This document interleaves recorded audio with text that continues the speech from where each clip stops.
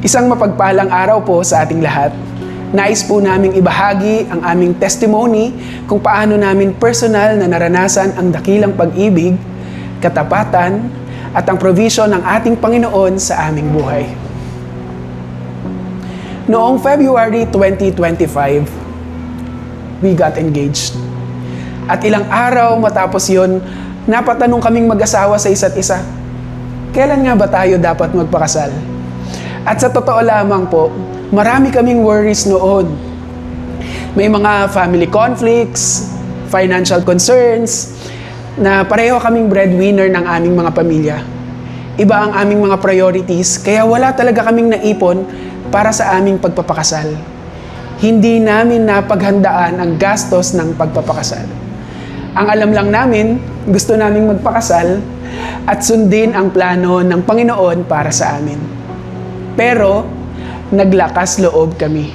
We wanted to experience God personally. Kaya, nagdesisyon kami na magpakasal noong November 2025. 9 na buwan lamang po ang preparation namin.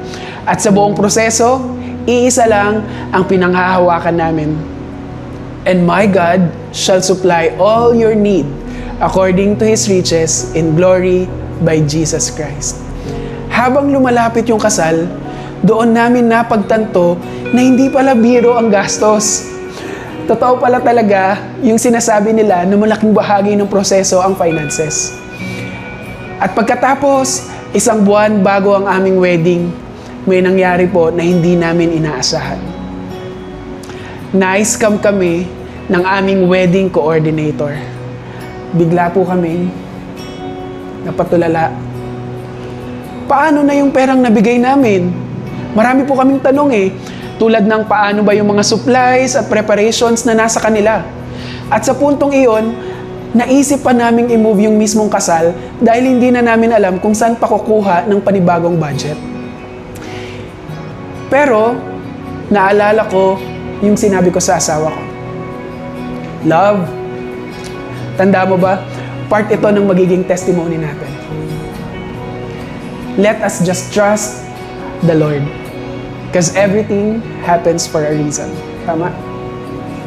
At sa gitna ng takot at pag-aalala, ang faith naming mag-asawa ang nagbigay sa akin ng kapayapaan.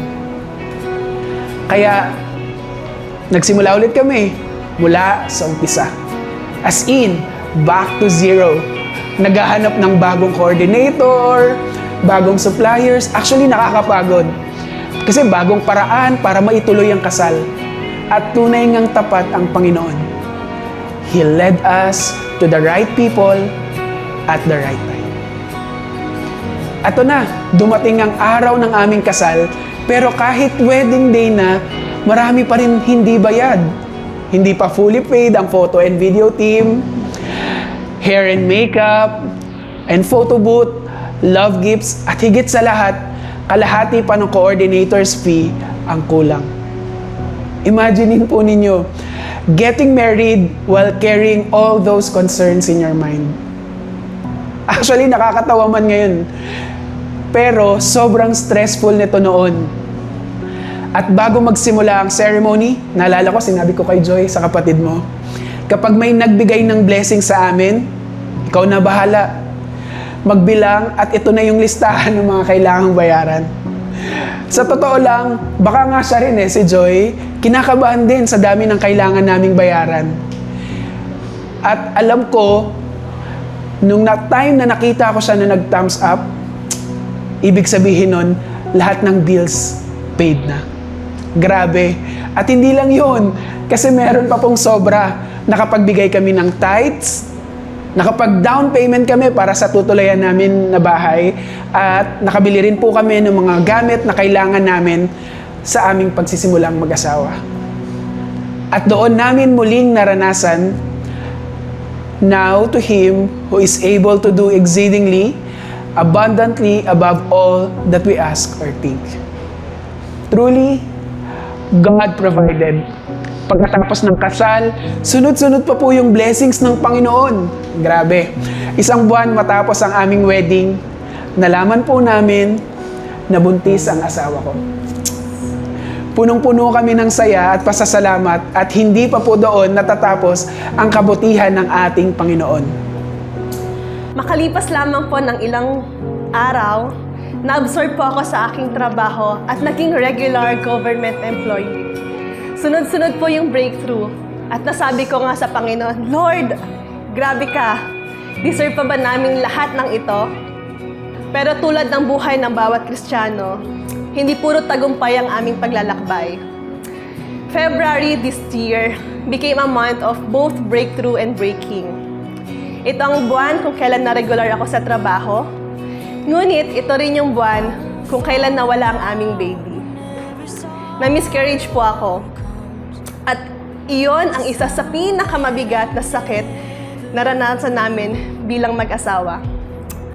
I will trust in the Lord with everything I have. I will bring them Walang sapat na salita para ilarawan yung pain. Umiyak kami, nagluksa, nasaktan. At sa gitna ng lahat ng iyon, muli kong narinig ang asawa ko na nagsabi, may plano ang Lord. Hindi namin agad naintindihan yung dahilan pero pinili naming magtiwala. We allowed ourselves to grieve and we allowed God to comfort us. Doon namin naranasan na hindi lang siya Diyos ng provision, kundi Diyos din siya ng comfort. The Lord is close to the brokenhearted and saves those who are crushed in spirit.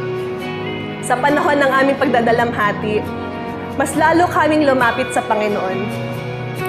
Mas lalo kaming kumapit sa Kanya.